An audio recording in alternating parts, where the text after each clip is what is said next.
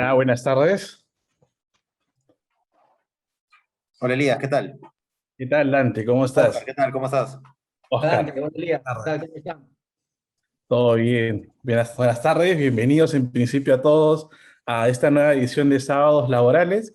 Como habíamos anunciado la semana anterior, en esta oportunidad tenemos a Oscar Andrés Paso Pineda, profesor de Derecho Constitucional de la Universidad San Martín de Porres y de la Universidad Católica, asesor de Tribunal Constitucional.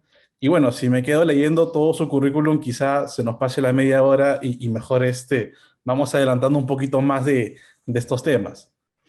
Oscar, ¿qué tal? Bienvenido. Hola Elías, ¿qué tal? Hola Dante también, ¿cómo estás? Buenas tardes. Gracias por este espacio para compartir algunas reflexiones, bueno, sobre un tema que siempre ha dado mucho que hablar, sobre todo en el modelo peruano, porque ha sido, bueno, uno de los casos en los que la jurisprudencia ha ido mucho más allá de la legislación, ¿no? De la legislación local e incluso de la internacional, así que seguro hay temas bastante interesantes para abordar el día de hoy. Es cierto, es cierto. El perfil que le vamos a dar a esta conversación entre esos tres panelistas va a ser especialmente académico y lo que vamos a hacer es un comparativo del tratamiento constitucional del derecho del trabajo en la constitución precedente, la del 79, la inmediata, y la actual, la del 93, y quizá algunas referencias a algunas anteriores para poder indagar algún sentido quizá de la regulación que ha tenido el constituyente en torno a ese tipo de cosas. Dante, creo que tenías una primera y esencial pregunta para nuestro amigo Oscar. No, antes de preguntarle algo a Oscar, bueno, queremos agradecer, ¿no? Que se haya dado un tiempito en su apretada agenda para estar con nosotros en este siempre humilde programa, ¿no? De los sábados laborales. Pero bueno, hoy vamos a trabajar temas muy relevantes, sobre todo porque eh, claramente un cuerpo constitucional tiene y siempre trabaja, al menos en el Perú estamos acostumbrados a eso, hacer ya una especie de esbozo de tratamiento general sobre el derecho del trabajo, ¿no? Y mucho se habla de la Constitución del año 93, mucho se habla de la Constitución del 79, y claro, siempre se dice que la Constitución del año 93, básicamente lo que hizo, esto es una reflexión, digamos, no mía, sino es lo que se dice, lo que hizo fue básicamente recortar derechos laborales. ¿Cómo ves tú este enfoque, Oscar? ¿Qué hizo la Constitución de 1993 frente a la de 1979? ¿Qué dejó de hacer la del 79 que mejoró a la del 93? ¿Cuál es tu enfoque inicial sobre este tema? Muchas gracias, Dante, por la pregunta. Muy interesante. Yo voy a partir con una premisa muy polémica, que es que a veces le damos a la Constitución un valor que seguramente está mucho más allá del verdadero valor que debería tener, ¿no? Yo estuve consultando algunos textos en los que algunos autores norteamericanos y europeos hacen estudios estadísticos, por poner un símil, respecto a lo que ocurre en los países con las declaraciones de derechos, ¿no?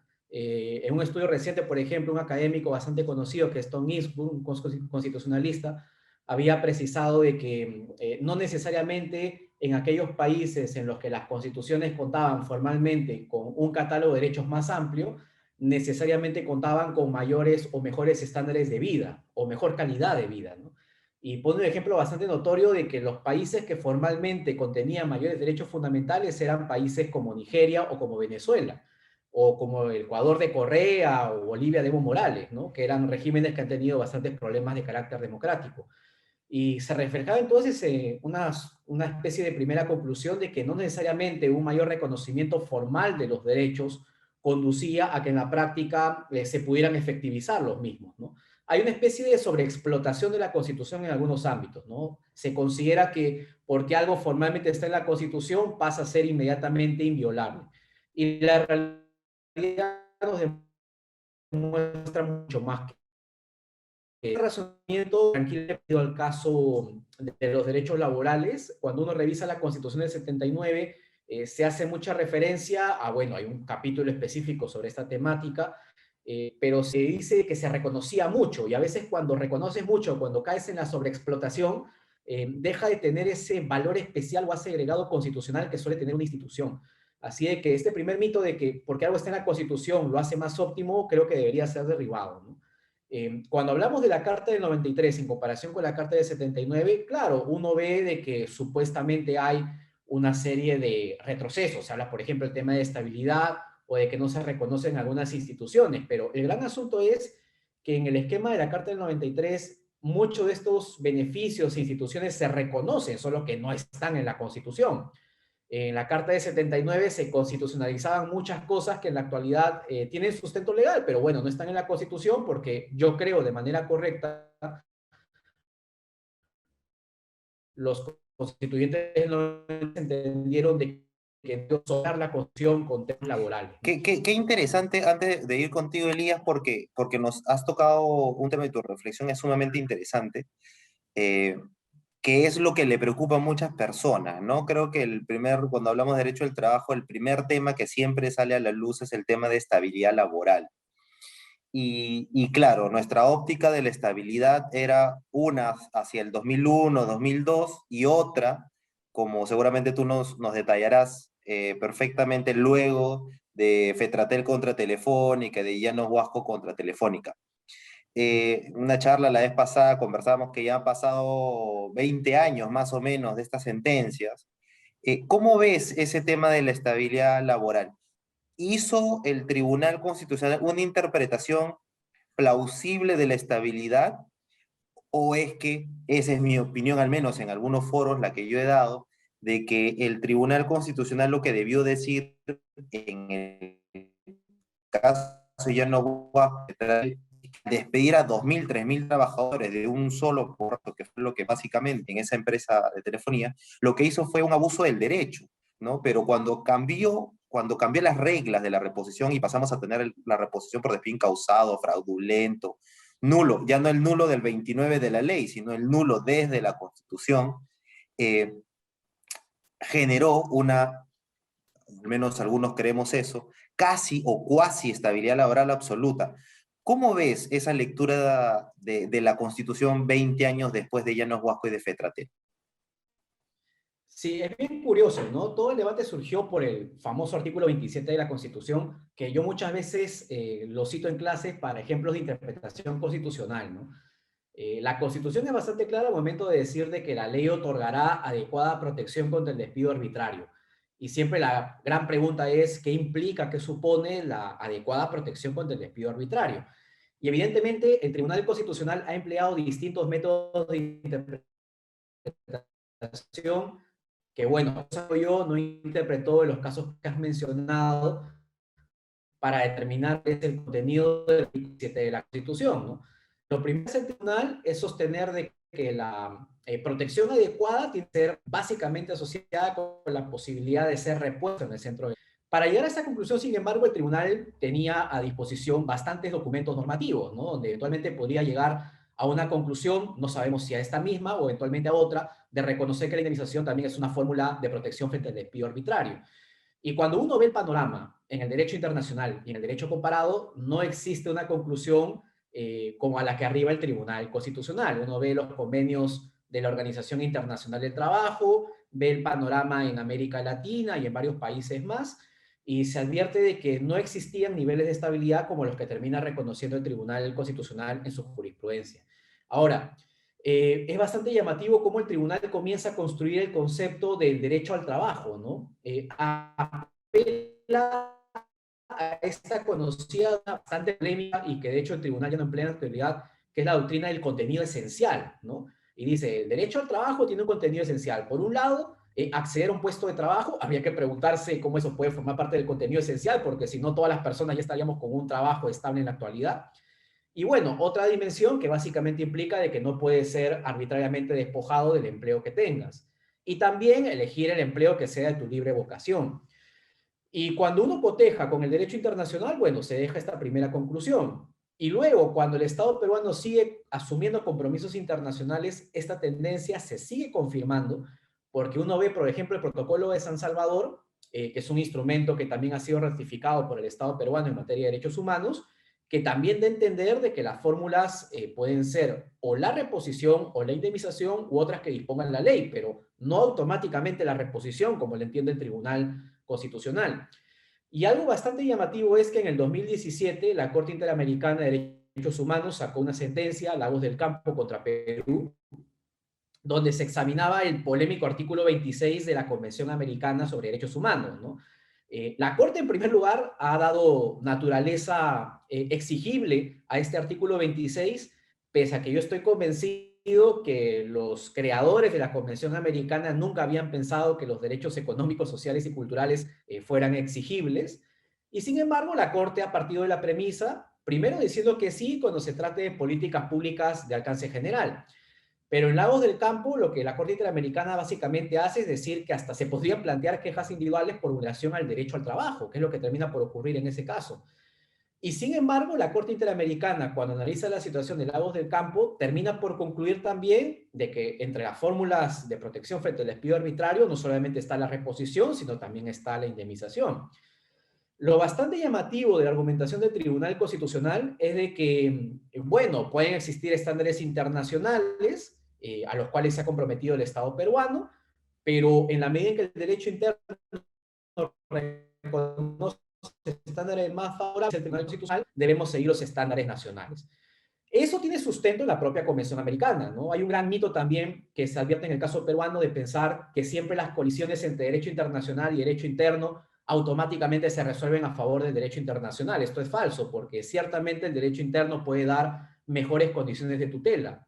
Pero acá el caso es de que la propia Constitución no ha hecho alguna referencia explícita a que la fórmula de protección contra el despido arbitrario sea concretamente la reposición.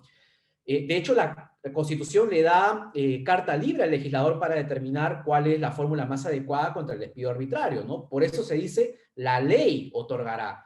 Y lo que está haciendo acá el tribunal es lo que se denomina una ley de desarrollo, ¿no? Está habilitando que sea el legislador a que en un momento futuro determine, en virtud de las circunstancias, por el juicio que maneja el legislador, siempre más actualizado, siempre más acercado a la realidad, de ver cuál puede ser la fórmula más correcta para una época para determinar cómo se debe reparar el despido arbitrario. Y me parece que ahí la Constitución del 93 hizo bien, porque a veces cuando en la Constitución insertas temas de economía, temas laborales, temas financieros, atas bastante el desarrollo del accionar de los órganos de representación política como el Ejecutivo y el Congreso. Así de que a mí me parece bien lo que hizo la Carta del 93 porque deja el criterio del legislador intacto para que él sea el que determine la fórmula adecuada y si el legislador considera en virtud de las circunstancias que puede ser una u otra, ese juicio debería respetarse, ¿no? Ahí sí, en lo particular creo que el tribunal emplea de forma errada los mecanismos de interpretación porque extrae un derecho que no se desprende de una obligación internacional asumida por el Estado y que tampoco se desprende de la Constitución, ¿no? Porque si tuviéramos una carta como la del 79, bueno, es natural que el legislador tenga que implementarla porque la carta establece la estabilidad laboral absoluta, pero si el constituyente le deja esa libertad al Congreso, no hay ninguna obligación ni internacional ni nacional de implementar la reposición como única fórmula de protección frente al despido, ¿no? Exacto. Oye, qué interesante reflexión, porque claro, nos trae a colación ese tema de los derechos de configuración legal o este requerimientos de desarrollo que tú bien acabas de indicar.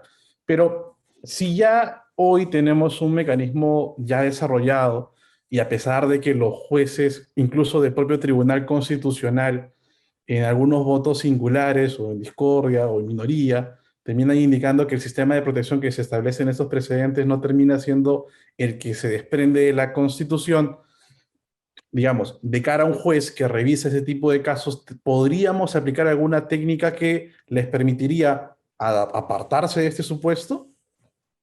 Claro, es un asunto bastante problemático, ¿no? Porque, bueno, acaba de expedirse el Código Procesal Constitucional el día de ayer con algunas modificaciones, ninguna coincidencia en temas laborales, pero nos demuestra de que la ley reacciona incluso frente a los precedentes vinculantes del tribunal.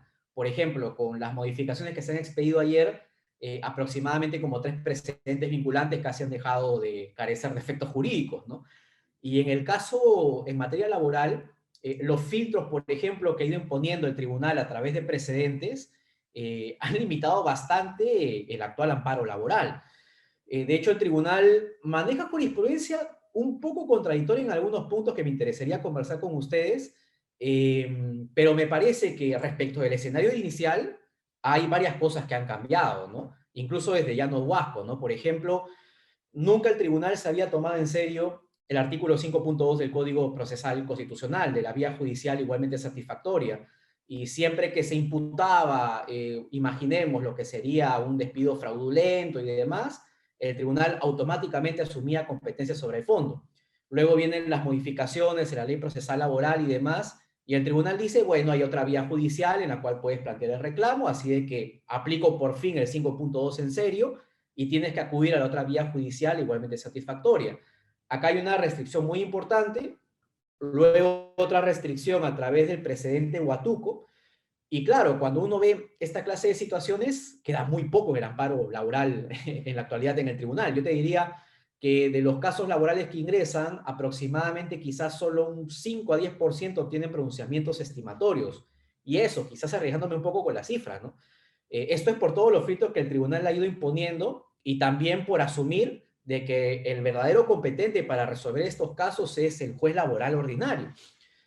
Ahora, claro, habría que colocarnos en el escenario, no sé si ahí va tu pregunta, de si el juez laboral ordinario se podría apartar de las interpretaciones del tribunal. ¿Iba por ahí tu pregunta?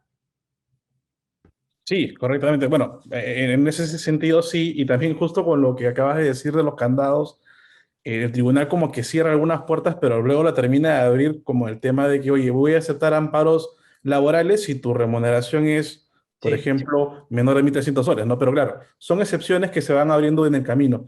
Pero sí, mi pregunta iba en ese sentido. Si ya tenemos los precedentes, el juez ya de trabajo, que de acuerdo al Código Procesal Constitucional, también es uno de los obligados, ¿cómo es que podríamos, o si no existe en todo caso, si está ya en una camisa de fuerza, si no puede salir de la interpretación del Tribunal Constitucional, cuál es la situación que tendría ese juez al momento de resolver un caso frente a este desarrollo jurisprudencial?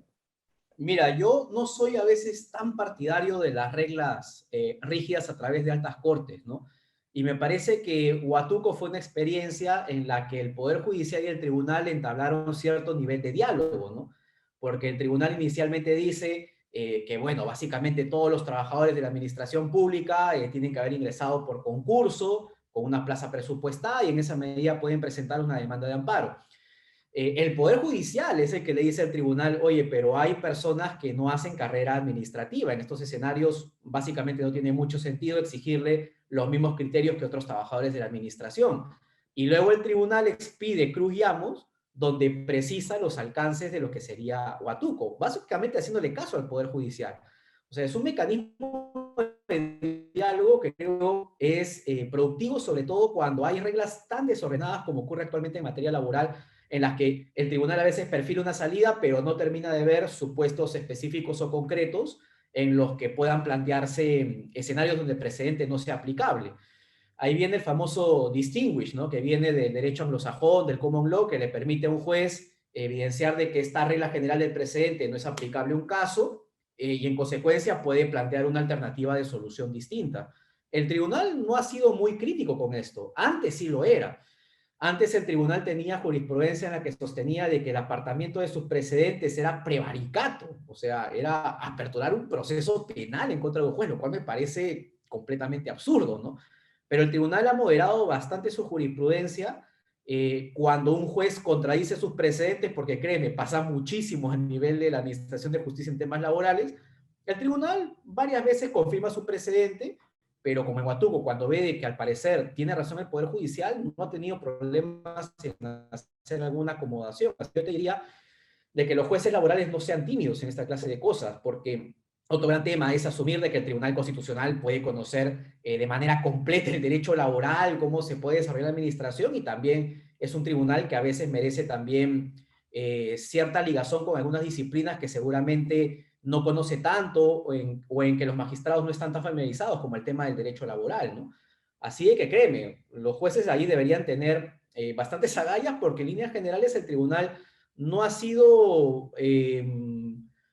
no ha sido, mejor, ¿cómo podríamos decirlo? El tribunal no ha sido muy crítico respecto de estas posturas que asume eventualmente el Poder Judicial, ¿no?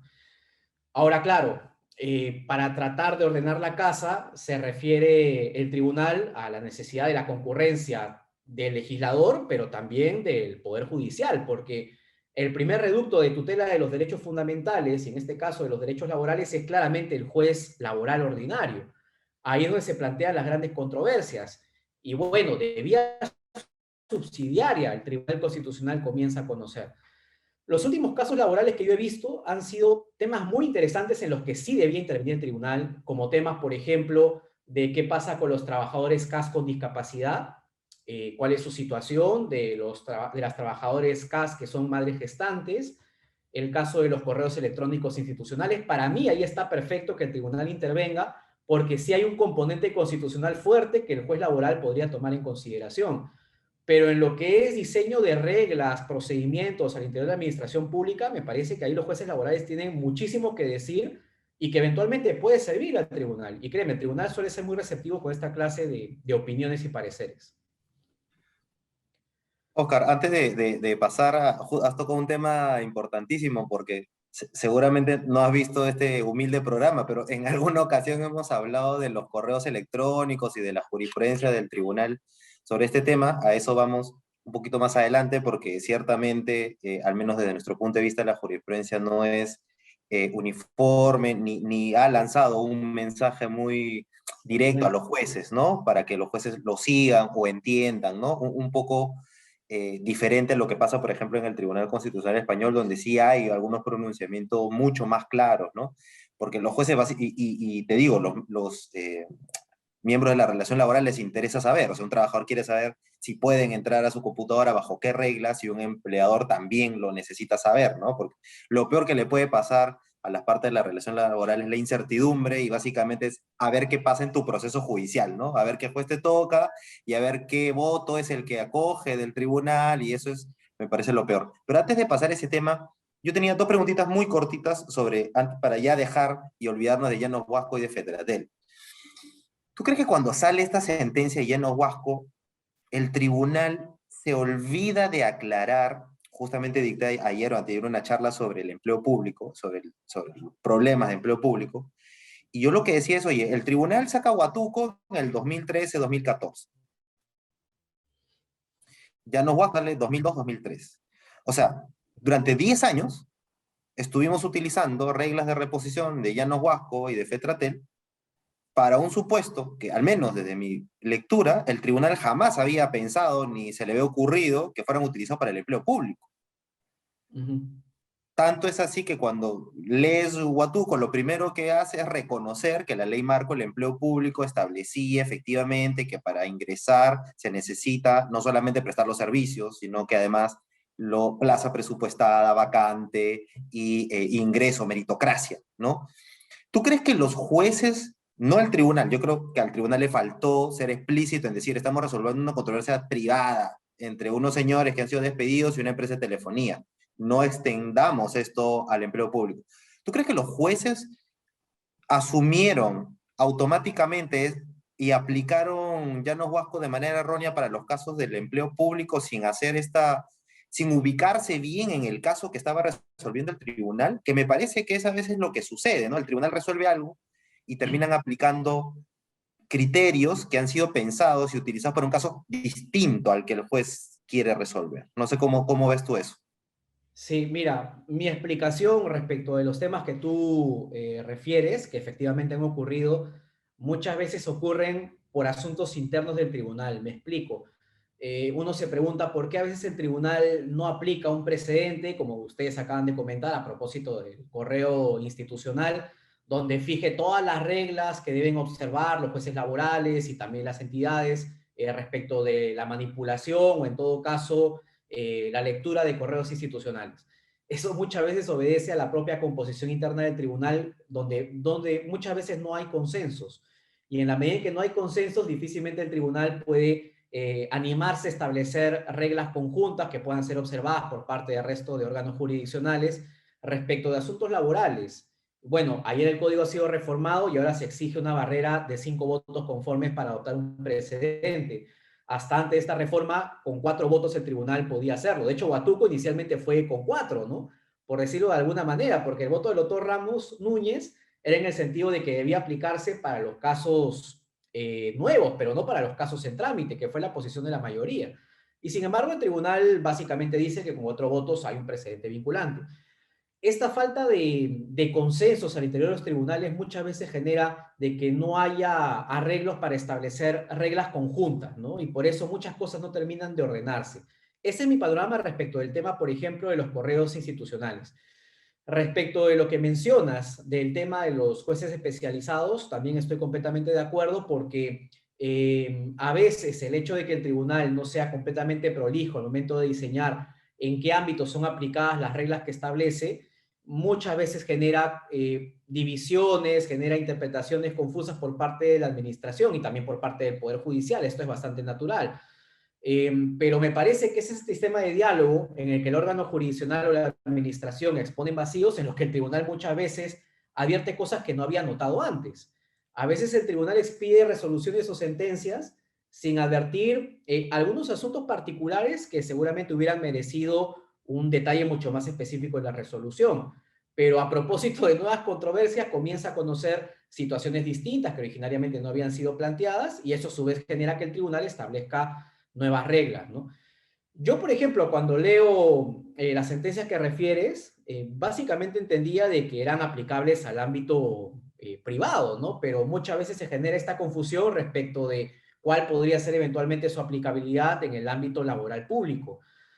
Cuando sale Huatuco hay evidentemente una gran confusión porque eran reglas que de una u otra manera ya habían sido amparadas o consolidadas a lo largo del tiempo y parecía hasta cierto punto arbitrario que el tribunal cambiara las reglas del juego para casos inclusive que ya estaban a punto de ser resueltos, ¿no? Porque te contaré de que en la interna del tribunal habían varios proyectos que por la línea jurisprudencial anterior ya tenían un proyecto de fundada la demanda, o sea, básicamente ya casi por publicar, pero sale este precedente Huatuco y como se dice que aplica para los casos en trámite, estos casos que estaban en el tribunal tenían que ser reacomodados para que encajen en el precedente Huatuco, porque los magistrados, pese a que inicialmente estaban suscribiendo estas posiciones de amparar esta clase de pedidos, luego por el planteamiento en una sesión de pleno de cambiar estas reglas, muchos se muestran conformes porque, bueno, hay magistrados que en líneas generales piensan de que no opera la reposición en ningún escenario, y había magistrados que creían de que debía cerrarse un poco el amparo laboral, ¿no? Así de que llegan a un acuerdo y aplican estos criterios incluso para los casos en trámite. Así de que muchas veces esta confusión termina de generar estas situaciones donde no hay certeza respecto de las líneas trazadas por el tribunal. Yo creo que acá lo más sano siempre es el prospective overruling, ¿no?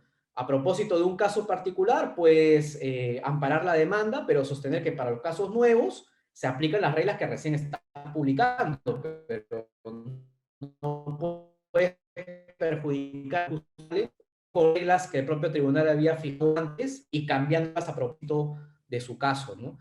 Yo creo que esta confusión es a que muchos de los tribunales no tienen consenso para establecer reglas. Esta es una realidad.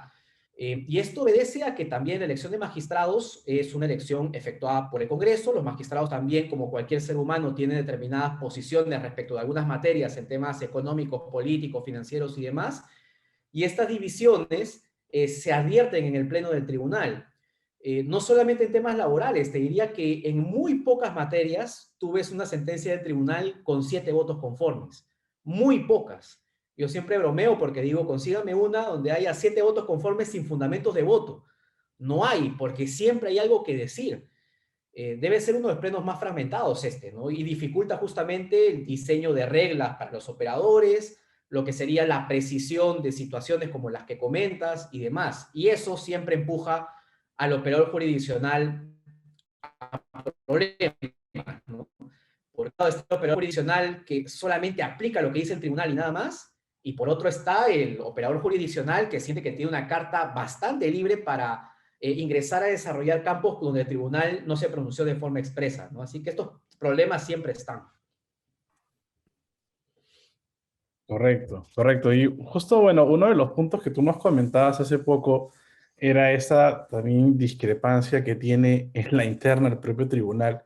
En ese tema, pues, del secreto de las comunicaciones o cómo podríamos pasar procedimentalmente o abordar ese tipo de asuntos, ¿no? Hasta el momento lo que ha hecho el tribunal es pronunciarse respecto de acciones del empleador sin autorización del trabajador en acceder a los correos, en acceder a los mensajes de mensajería instantánea que pueden tener.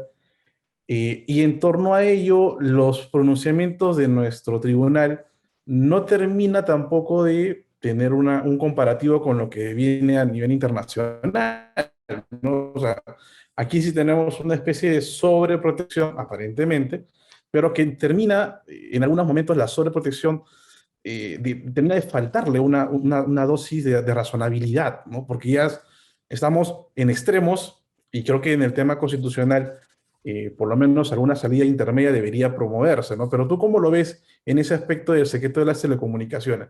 ¿Es una protección totalmente dura, una protección que se puede flexibilizar, o hay una libre carta para el empleador para poder fiscalizar los correos institucionales? Porque los privados sí ya entran dentro de otra calificación, ¿no? Es otro debate. Es que justamente lo que tú planteas plantea discrepancias en la interna del tribunal, incluso para los magistrados que declaran fundadas estas demandas, ¿no? Por ejemplo, yo vi un caso, Laura Izquierdo, si mal no recuerdo, respecto de Cencosud, una trabajadora que se venía desempeñando durante varios años en la institución, y siempre su correo electrónico lo había utilizado como un correo de carácter privado, ¿no? Mandaba fotos, mandaba mensajes personales, mandaba cadenas y demás. Y bueno, unos años después se descubre que había mandado una cadena invitando a todos sus conocidos a no ir a WOM porque había problemas de secuestros de niños, al parecer es lo que dice ahí en su correo electrónico. Cencosud estaba en fuertes negociaciones con WOM, lo ven como una falta bastante grave y la despiden. Y ella lo que dice es de que asumía que ese correo electrónico no era fiscalizado porque siempre lo había empleado de esa forma y nunca había recibido ninguna especie de directiva o capacitación o indicación de que ese correo electrónico era solamente para fines institucionales, ¿no? Si tú revisas ahí los magistrados que votaron por fundada la demanda, la ponencia me parece que la hace el magistrado Blume Fortini y él, como tú bien dices, parece que va más en la línea de la sobreprotección, ¿no? De estimar de que al parecer en ningún escenario el empleador puede fiscalizar el contenido de estos correos electrónicos. Y cuando ve los votos de los magistrados Miranda Canales y Ramos Núñez, ellos llegan a la conclusión de que es fundada también, pero no por las razones de Blume. Ahí nuevamente está el tema de la fragmentación de las posiciones de los magistrados en el tribunal. Porque Blume da a entender que acá hay un tema de secreto de las comunicaciones y en consecuencia pues no se pueden interferir estos correos. Pero Ramos y Miranda lo que dicen es doctrina de expectativa razonable de privacidad, que ha aplicado también el Tribunal Europeo de Derechos Humanos para casos similares. En la medida en que durante muchos años esta persona había empleado ese correo electrónico con fines privados y que la institución nunca la había capacitado ni nunca le dio una directiva de cómo emplearlo, hay una expectativa razonable de que este correo era para fines privados también y por eso ellos declaran fundada la demanda, dando a entender de que en lo sucesivo las entidades deben capacitar en esta clase de materias a los trabajadores para que cuando ellos ingresen a trabajar sepan que efectivamente ese correo es solamente para usos laborales. Así es que esa fragmentación también se ve ahí en la votación. Si mal no recuerdo, el magistrado Blume y no sé si quién más votaron, el magistrado Eloy Espinosa, ellos dos votan por el tema de la sobreprotección que tú mencionas, y dos magistrados votan por el tema de la expectativa razonable de privacidad.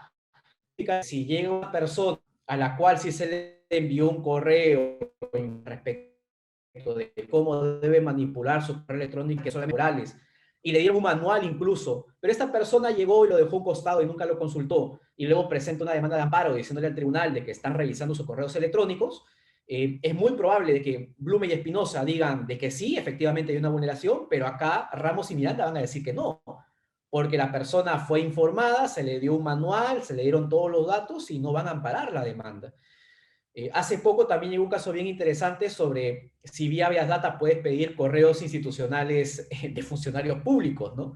Así de que esta clase de materias sí para mí es muy importante que el tribunal establezca una línea única, pero como digo, desgraciadamente las fragmentaciones por distintas ideas que tienen los magistrados no permiten dar la sentencia que justamente dé parámetros adecuados de cómo debería ser abordado el tema de los correos institucionales, ¿no? Yo creo que eso ha cambiado muchísimo, sobre todo en los últimos años. Ya es muy difícil de que una entidad del Estado, incluso una entidad privada, no te brinden capacitación en esta clase de materias o que al menos te den cierto nivel de información de cómo manipular el correo. pero bueno, hace quizás 10 años esto era un problema bastante palpable, ¿no? Y me parece que la posición del tribunal no deja satisfecho a muchas personas porque, claro, la sentencia dice una cosa, pero cuando contabilizan los votos no es doctrina jurisprudencial del tribunal, porque no hay 4 votos conformes para decir de que hay una protección absoluta respecto del correo institucional. Solamente hay 2 votos para eso. Los otros 2 votos son por otros temas de doctrina expectativa razonable de privacidad. Así de que yo diría que con este pleno, al menos este asunto aún no está claro. Habría que ver si en el siguiente esta clase de asuntos se puede dilucidar con mayor confianza, ¿no? Pero claro, yo sí soy de la idea, más o menos para cerrar un poco esta pequeña intervención, de que si a un trabajador nunca le informaste sobre su correo, estamos frente a un problema constitucional. Yo te soy muy sincero, yo cuando comencé a hacer mis prácticas, nunca se había pasado por la mente de que mi empleador fiscalizaba mis correos. Yo particularmente desconocía sobre esto porque nunca me dieron capacitación. Yo estudiando Derecho, ¿no? Me imagino a personas que no están familiarizadas con la disciplina, deben pensar que como es un correo electrónico, también tiene niveles de privacidad y que eventualmente el empleador te lo da para que trabajes, para que te identifiques, pero no asume de que el trabajador los está revisando. Así de que sí me parece importante mencionar cómo debes emplear este correo institucional, cuáles son sus finalidades, porque es una herramienta de la empresa, está la imagen de la empresa también en el correo electrónico y por eso la empresa tiene un legítimo interés de su uso adecuado, ¿no? Oscar, has mencionado tú, qué interesante todo lo que nos dices y mencionaste una palabrita que justo va en la línea de lo que iba a preguntar, que es lo de la confianza, ¿no? Una de las grandes cosas, digamos, que dijo el tribunal, bueno, ya hace mucho tiempo, ¿no? En Chávez Caballero, ¿no? Es en esta sentencia que habla de los trabajadores de confianza y los trabajadores de dirección, ¿no? Porque, claro, hasta Chávez Caballero, más allá del desarrollo legal que se hacía de los trabajadores de confianza y dirección, tú le decías a un juez, un trabajador, un gerente, quiero reponerse en el centro de trabajo, y el juez decía, sí, claro, venga usted y sea repuesto, o sea, no hay ningún problema, ¿no?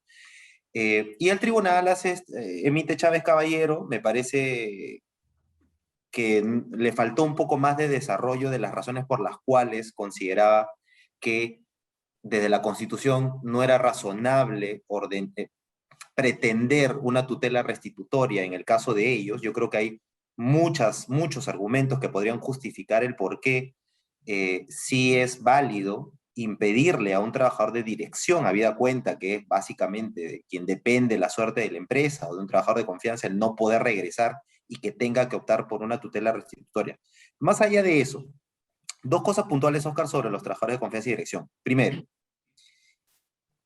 Chávez Caballero, y acá yo estoy trasladando una preocupación de algunos jueces, ¿no? Que off the record, ¿no? Me han contado y me dicen, oye, ¿cómo interpreto Chávez Caballero? ¿No?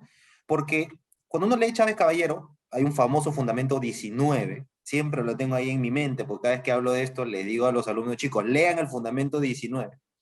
Y en Chávez Caballero lo que dice el tribunal es, si tú eres un trabajador de confianza, vamos a dividirte en 2, confianzas y dirección, puros y los mixtos, por no decirles impuros, ¿no? En alguna clase dije impuro y alguien se molestó, ¿no? Por eso mejor le decimos mixtos, ¿no? Los puros y los mixtos. Los puros no hay discusión, o sea, si fuiste e ingresaste como de confianza, no hay reposición para ti y lo sentimos mucho, pero es así, ¿no? Pero la duda viene en los mixtos, ¿no? O sea, quien entra como un trabajador ordinario y luego va creciendo en la empresa, ostenta un cargo, ponte jefatural y luego termina siendo gerente, ¿no? Cuando uno lee el fundamento 19, lo que el tribunal dice es que el trabajador tendría derecho a regresar al puesto anterior, que no sea de confianza, ¿no? O sea, al trabajador, al cargo ordinario, pues se podría validar un supuesto de abuso del derecho, es el tribunal, pero ahí alega por una simulación o fraude en la promoción del trabajador.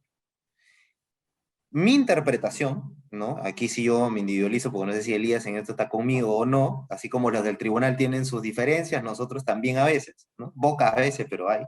Mi interpretación es que si no hay simulación o fraude, por más que seas trabajador de confianza mixto, no tienes derecho a la reposición, por la sencilla razón de que, por dar un ejemplo, ¿no? Tú eres un cajero de un banco y luego terminas siendo jefe de agencia. Y tienes 5 años ya como jefe de agencia. claramente ahí no hay ni simulación ni fraude, porque nadie te va a colocar en el cargo de jefe para luego de 5 años recién decirte adiós, ¿no? En ese caso, el hecho de que hayas desempeñado anteriormente un cargo ordinario es anecdótico. Entonces, mi lectura de Chávez Caballero es que lo que quiere proteger el tribunal es otro ejemplo, no este, sino, por ejemplo, yo me quiero de un trabajo, lo nombro jefe y a la semana le quito la confianza. No lo capacité, sabía que no tenía las cualidades, o sea, obviamente ahí hay un fraude o simulación, como queramos enfocarlo, y eso es lo que quiere proteger el tribunal. ¿Tú cómo ves esto? Porque realmente los jueces, cuando ven este tipo de casos de reposiciones de trabajadores de confianza mixtos, alegan Chávez Caballero, pero no terminan de entender qué es lo que quiso el tribunal. ¿Cómo nos puedes ayudar para interpretar mejor Chávez Caballero?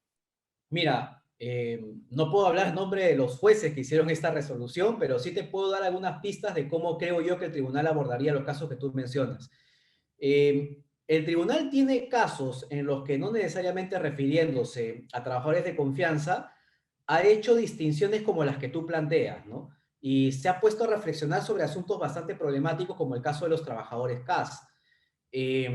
Por ponerte algunos ejemplos, ¿no? Cuando se aborda el tema de personas más distantes o de personas con discapacidad, el régimen CAS, muchas veces se de como la mujer está gestando, simplemente no se le renueva el contrato CAS y bueno, como la relación laboral terminó por el vencimiento del contrato de trabajo, no hay ningún problema. Eso antes de las leyes actuales que sí otorgan adecuada protección a las mujeres en esta clase de escenarios. El tribunal, sin embargo, cuenta con jurisprudencia reciente, algo cuestionable, donde mujeres casi embarazadas habían atravesado estos problemas, y cuando el caso llega al tribunal por 4 votos contra 3, lo que dicen los magistrados es, claro, has empleado acá el régimen CAS como una fórmula para tratar de echar a la mujer del centro de trabajo, ¿no? Porque como es un régimen temporal, simplemente le comunicabas con tiempo y te deshacías de ese problema y en consecuencia el caso podía continuar sin inconvenientes. Y el tribunal por 4 votos contra 3, por ejemplo, amparaba estos pedidos, ¿no? Porque entendía de que había mala fe de la entidad, de la administración, al momento de decidir no renovar el CAS en esta clase de escenarios.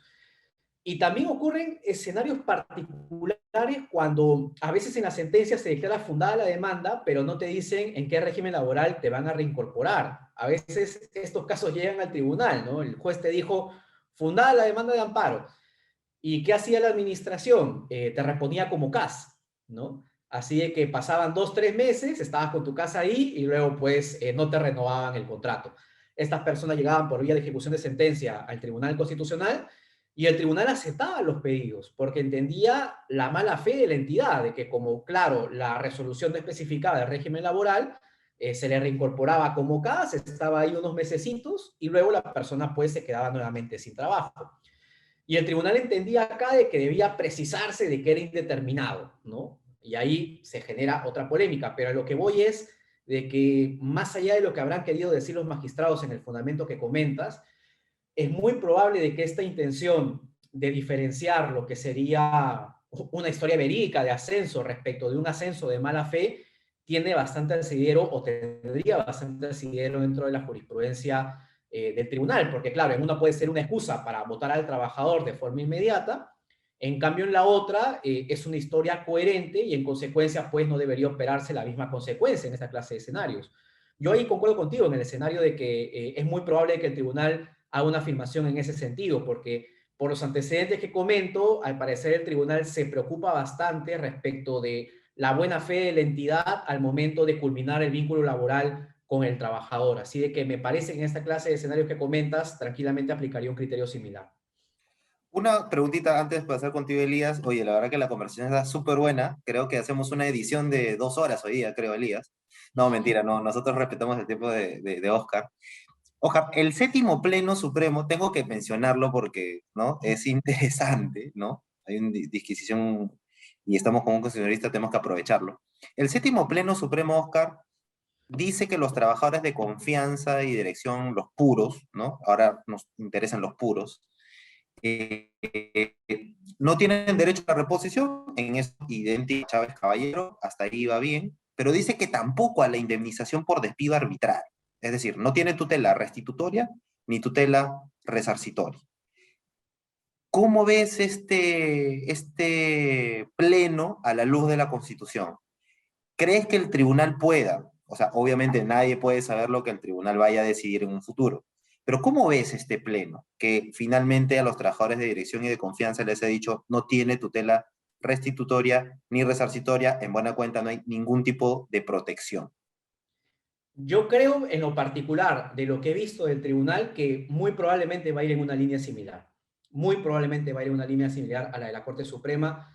Y te lo comento por los argumentos que suele emplear el tribunal al momento de ver casos de trabajadores de confianza, ¿no? Por ejemplo, cuando salió Elgo Ríos, el tribunal lo que hace es redireccionar algunos casos para que puedan ser litigados en la vía ordinaria. Igual con Huatuco, el tribunal se preocupa en que estos casos que pueden tener cobertura constitucional porque hay un despido inconstitucional, puedan ser dilucidados en una vía donde obtengan la indemnización. O sea, el tribunal se preocupa muchas veces por reconducir cuando advierte de que él mismo no puede dar la tutela que está solicitando el recurrente.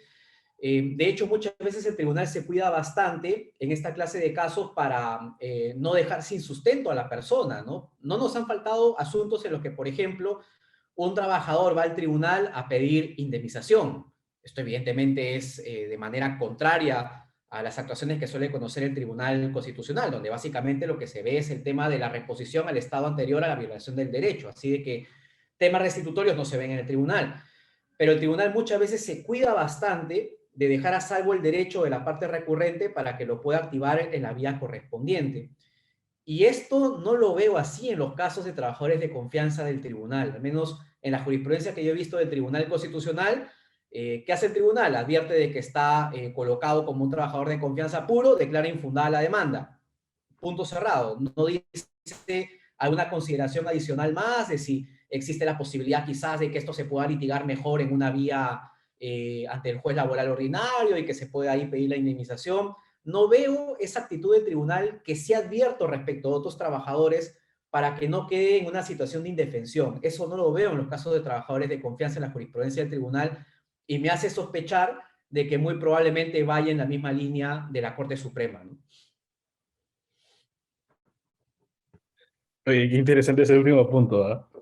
Habría que ver los casos que lleguen al tribunal porque sí, ciertamente siempre despierta bastante interés ese tipo de control que puede hacer el tribunal respecto de algunas decisiones que puede tomar el Poder Judicial, sea en favor o en contra de trabajadores, ¿no? Eso es un tema irrelevante, pero sí habría que analizar ese tipo de casos.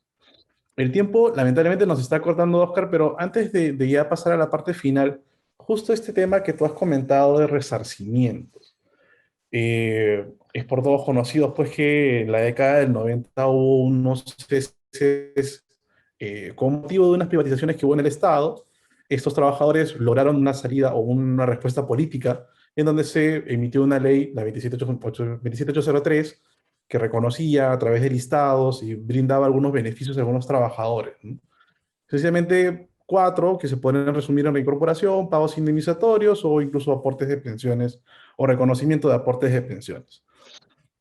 Recientemente se ha puesto en discusión a nivel judicial, o por lo menos alcanza más luces esta discusión, en torno a si la respuesta que le da el Estado a este grupo de personas a través de esa norma de que se tienen que enlistar, una vez que se enlistan acceden a algunos beneficios, están cuestionando esto, de que este listado de beneficios no es suficiente y que por eso ahora, además pues, de reconocimiento de un cese irregular, se tendría que abonar indemnizaciones adicionales o que están fuera de este parámetro de la propia ley 27803.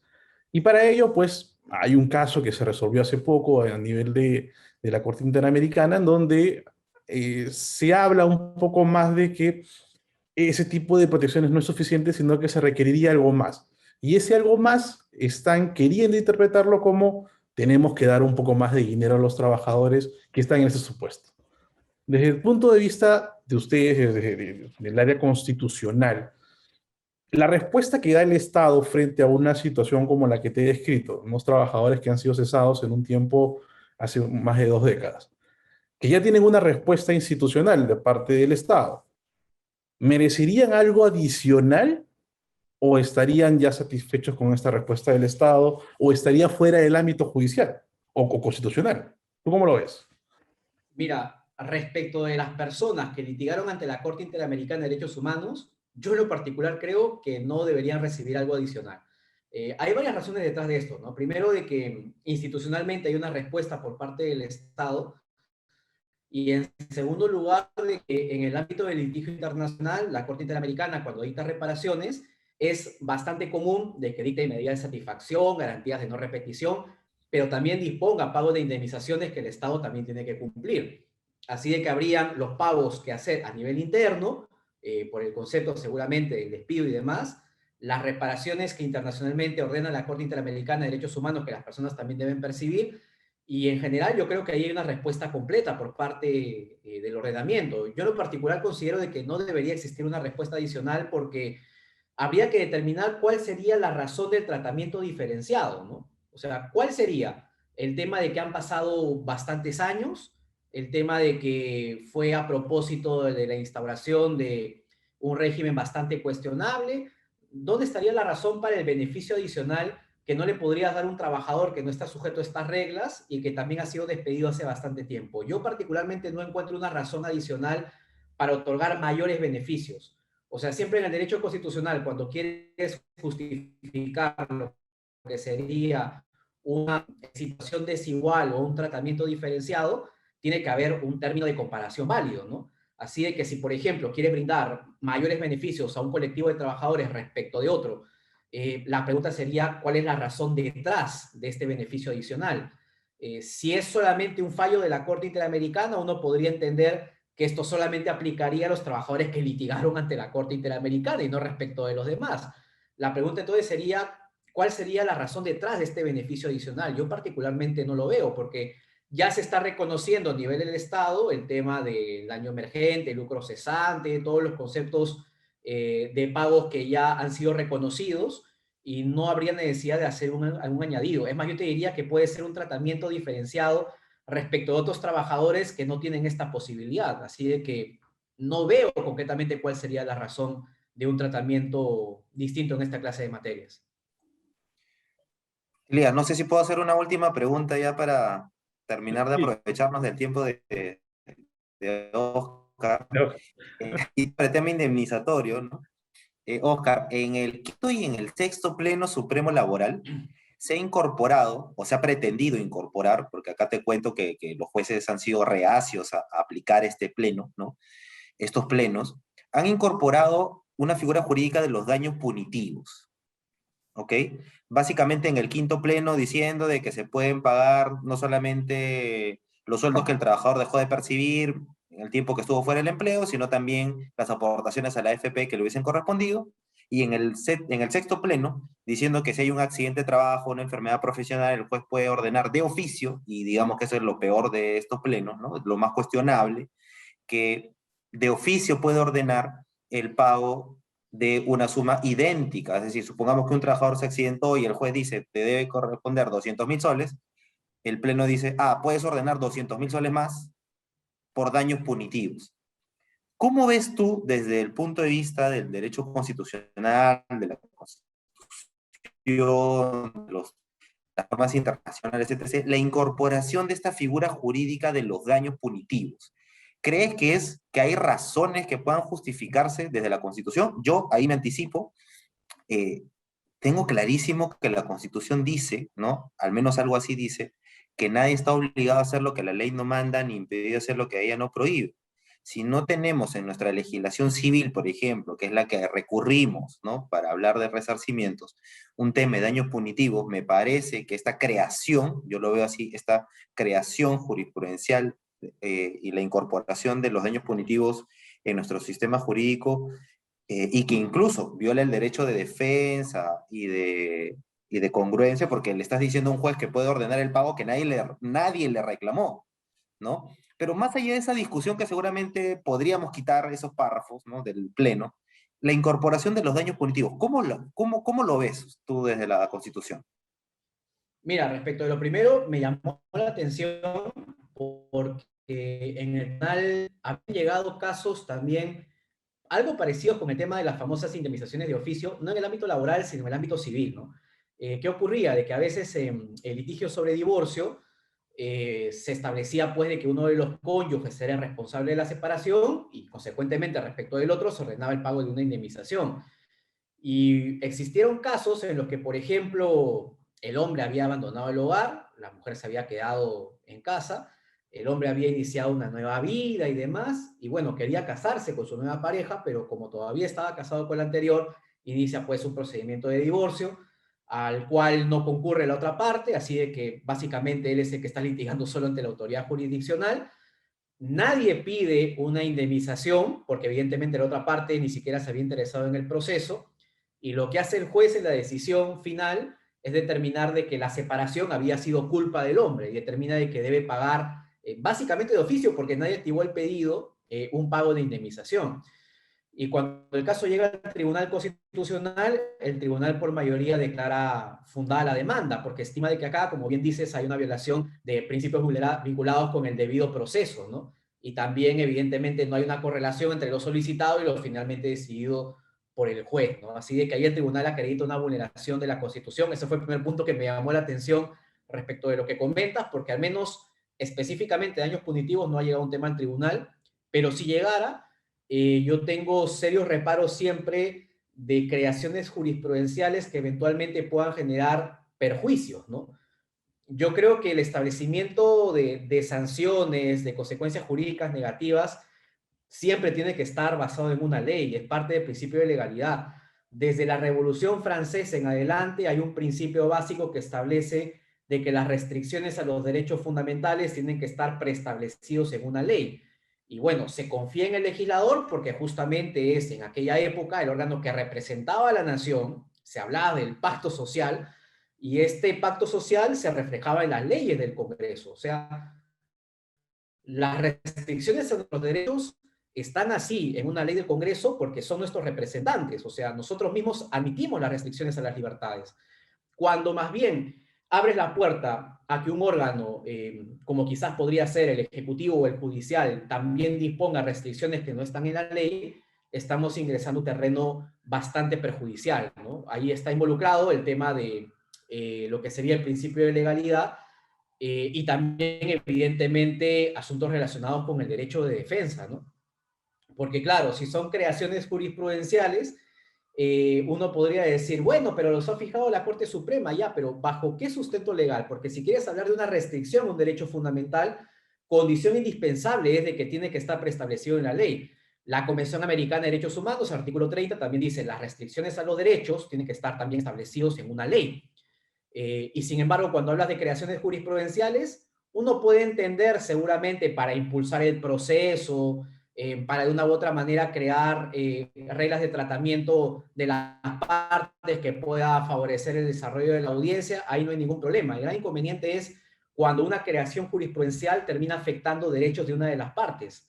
Porque claro, puedes decir de que una de ellas sale beneficiada seguramente, pero respecto de la otra se está imponiendo una sanción que no está en la ley, ¿no? Y esto aplica en el ámbito penal, aplica en el derecho administrativo sancionador y tranquilamente también puede aplicar en esta clase de ámbitos donde la persona es condenada a un pago, ¿no? Así de que ahí hay un serio cuestionamiento porque la creación jurisprudencial de figuras que impliquen sanciones abre una puerta bastante peligrosa, ¿no? Porque puede decir que es ahora para el tema de los daños punitivos, pero ya, ¿cuál es el límite que la autoridad jurisdiccional va a tener al momento de crear esta clase de figuras? Abrimos una caja de Pandora y en el Perú muchas veces no nos damos cuenta de los peligros que generamos, ¿no? A veces vemos el caso concreto y decimos, bueno, pareciera justo que se creen los daños punitivos para esta figura, pero ¿cómo sabemos que el juez que va a conocer otro caso va a tener un criterio similar? Por último, pueden haber interpretaciones hasta contradictorias, porque puede que un juez aplique los daños punitivos, otro no. La situación es caótica, ¿no? Nunca voy a defender la idea de que a través de creaciones jurisprudenciales se puedan sancionar, ¿no? Incluso, por ponerte un ejemplo mucho más dramático, hay gente que todavía controvierte el hecho de los juicios de Nuremberg, ¿no? Porque decían, ¿dónde están las leyes que sancionan a las personas responsables de estos crímenes? ¿No? ¿Dónde está la pena? En el mismo caso de personas involucradas con crímenes de lesa humanidad, se les dice, aplica la Corte Penal Internacional, tiene un tratado, que es el Tratado de Roma, aplica las sanciones de crimen de lesa humanidad, ya, pero eso no está en la ley interna. No puedo aplicar cosas que no estén habilitadas por mi ley interna. Y acá tranquilamente aplicaría el mismo juicio, ¿no? Siempre la creación jurisprudencial de sanciones es una caja de Pandora que si la abres una vez, no sabes qué cosas más van a venir luego. Así de que siempre es importante tener filtros a la autoridad judicial. No restricciones para que interpreten de conformidad con lo que nos gustan las leyes, pero sí, al menos para no crear herramientas que en algún escenario puedan ser bastante perniciosas. Clarísimo, clarísimo, Oscar. Yo cada vez que siento estas tentaciones académicas, abrazo mi librito del Imperio de la Ley, ¿no? No, nunca hay que dejar de creer en eso, ¿eh? Nunca. Sí, sí, sí, lo abrazo fuertemente y regreso a él, ¿no? Porque a veces caemos en una especie bueno, López Medina lo decía en otro sentido, ¿no? Del derecho de los jueces, pero lo decía en otro sentido, ¿no? No decía que los jueces hagan lo que quieran con la Constitución, ¿no? Tampoco, ¿no? Un poco de impulsar el activismo, pero realmente con estos plenos lo que estamos consiguiendo es eso, más desorden que orden, y es creo perjudicial para las partes en el proceso y sobre todo, como te digo, una relación tan eh, contradictoria como es la relación laboral donde hay intereses contrapuestos siempre, ¿no? La verdad que muy claro, Oscar, la verdad, gracias por haberte dado un tiempo para nosotros y esperemos que luego repita conversación en los temas, ¿no? Porque creo que el tiempo ha sido nuestro peor enemigo. Lamentablemente sí, ya estamos un poco más de una hora con Oscar. Muchas gracias por tu apoyo siempre. Y creo que uno de los temas que van a quedar para una siguiente invitación que espero aceptes es justamente estos mecanismos de control que deberían existir ante los poderes de un juez, en este caso laboral, frente a la decisión, ¿no? Hoy hemos conversado un poco de algunos plenos jurisdiccionales y es lo gracioso porque, claro, necesitamos un mecanismo de control, un mecanismo de seguridad, y el tribunal tiene un mecanismo a través de precedentes vinculantes que están en el Código Procesal Constitucional. El juez de trabajo o los jueces de trabajo lo tienen a través del precedente que también está en el artículo 40 de la nueva Ley Procesal de Trabajo en el 400 del Código Procesal Civil. Lo particular, a diferencia del plano civil y del plano constitucional, es que en el proceso laboral tenemos, creo que Dante, cerca de 7 plenos jurisdiccionales y no tenemos ningún precedente. Ocho, Tenemos, ocho plenos. ya tenemos 8.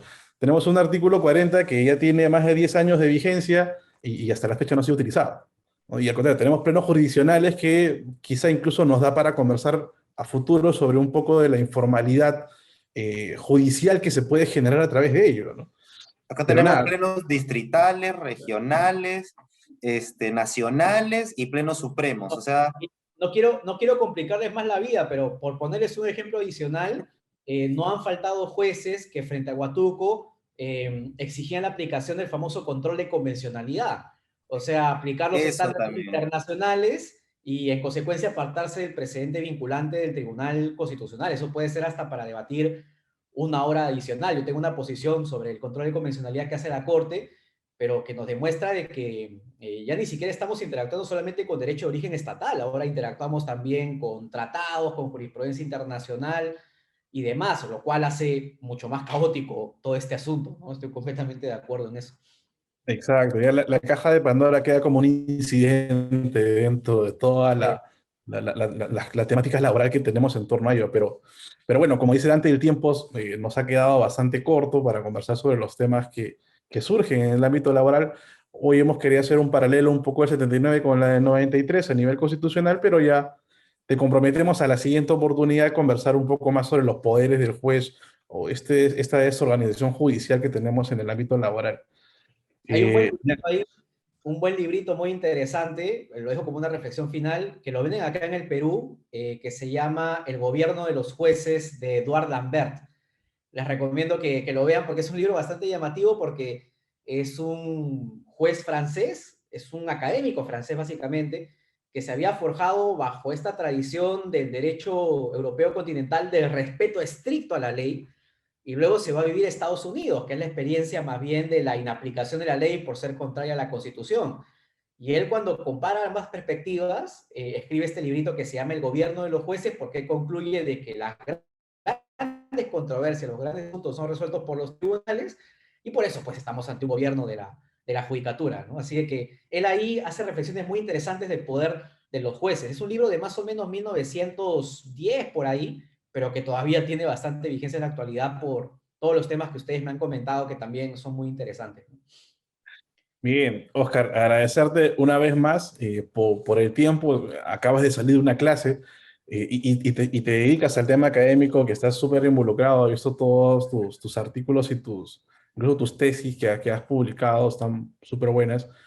Y desde nuestro punto de vista, agradecerte nuevamente por la participación, por estas respuestas bastante claras en torno al tratamiento constitucional y una vez más, lamentablemente, comprometerte a una siguiente reunión para conversar sobre el tema de los poderes del juez, ¿no? Dante, tú tienes Encantado. unas palabras finales, me parece. Ah, Sí, no, encantado. nuevamente agradecerte, Oscar. Ha sido interesante ver también nuestra materia, que es la que nos interesa, el derecho del trabajo desde la óptica, desde otros ojos, ¿no?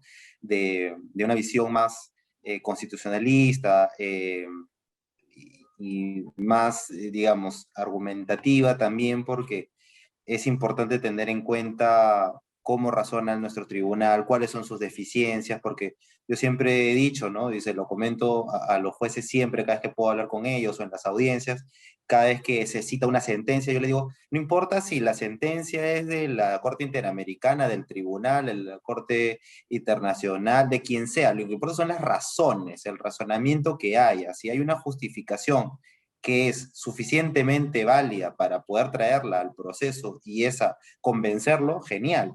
Lo que pasa es que aquí estamos muy acostumbrados un poco a la argumentación por default, ¿no? O sea, no, es que la Suprema ha dicho, no es que el TC ha dicho, no importa quién lo haya dicho el Papa, ¿no? Lo que importa es qué dijo y si eso que dijo es realmente aplicable al caso y es razonable y se está entendiendo bien. Y nada, esta ha sido muy rica la conversación. Y creo que me toca anunciar, ¿no, a mí, Elías, el tema de la próxima semana, ¿no? Ya que en laboral, te comentamos, Oscar, realmente sí se vive esto del gobierno de los jueces, ¿no? O sea, realmente tú vas a la legislación laboral y no importa lo que diga la ley laboral, porque para entender un tema en materia de derecho al trabajo, importa lo que hayan dicho los jueces, ¿no? Y esa es la razón también de este programa, porque siempre hacemos análisis jurisprudencial.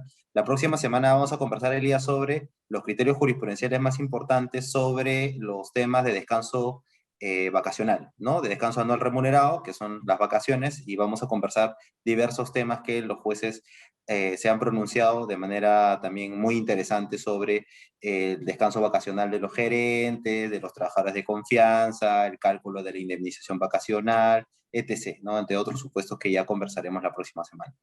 Sí, ahí tenemos también algunas sentencias bastante llamativas que algunos jueces incluso creo que en alguna oportunidad, quizá por el tema de tiempo, pues no revisan lo que dice la normatividad, ¿no? Y terminan sacando algunos pronunciamientos que incluso contraponen a ella. Pero va a ser un tema bastante interesante que vamos a discutir durante la siguiente semana. Y Oscar, nos quedamos con tus últimas palabras en torno a la temática que hemos conversado el día de hoy. Bueno, en primer lugar, gracias por la invitación. Siempre también se aprende bastante en esta clase de intercambios porque ustedes son los que manejan muy bien el derecho laboral y uno también aprende bastante en estas interacciones, así que es una dinámica bastante interesante, ¿no? Por otro lado, pensaba también lo que decía Dante, ¿no? Estamos muy acostumbrados a lo que sería el elogio de los jueces, ¿no? O estamos muy acostumbrados a los argumentos de autoridad, ¿no? Porque lo dijo tal persona, en consecuencia debe ser aplicable al caso.